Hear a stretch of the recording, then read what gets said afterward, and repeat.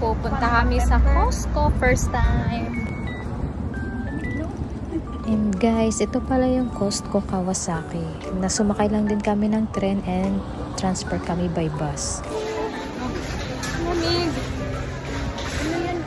And yes, finally, nandito nga kami sa loob at ngayon ay pipila muna para magpa-member yung isa naming kasama.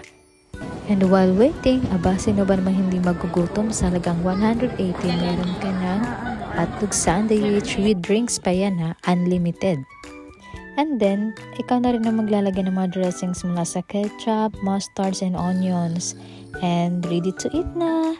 Dami nandito na kami sa Costco. Anong feeling? Feeling, hindi alam kung saan ako. Oo nga, hindi nga natin. Ba't ba tayo pumunta dito? Feeling, hindi namin alam. Ayan, may Starbucks. Ayan, may Starbucks.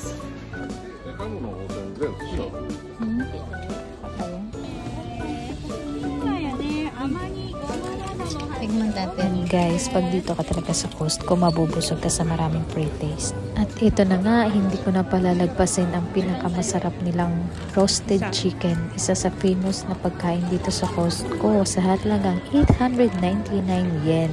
Meron ka ng isang buong manok na napakasarap talaga. Guys, alam niyo ba, dahil first time ko nga rin makakapasok ni sa Costco, ang sarap mamili, namamangha ka sa lahat ng mga paninda nila.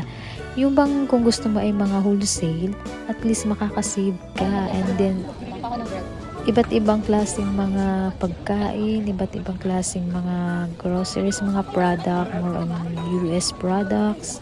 May mga branded items din sila. Bukod sa Japan products, may mga iba't iba pa sila international products. Kaya, mawiwili ka talaga as in. As eto na nga, ay tuwang-tuwa kami sa pandesal. Napakadami naman. Sobra, ang galing. Bumili kami ng isang buong pack and hati-hati na rin kaming 4 dyan. O diba, mas nakasave kami kaysa bumili kami sa supermarket. Magkano din yun? Tapos ilang piraso lang. At ayan na nga, ay medyo kinulang na kami sa oras dahil hapon na kasi kami pumunta. So, hindi rin namin halos nalibot lahat at ngayon ay magbabayad na kami sa counter. At next time, babalik kami, siguro agahan na namin para maikot namin lahat at sana may pambili na kami. May sapat na budget pala.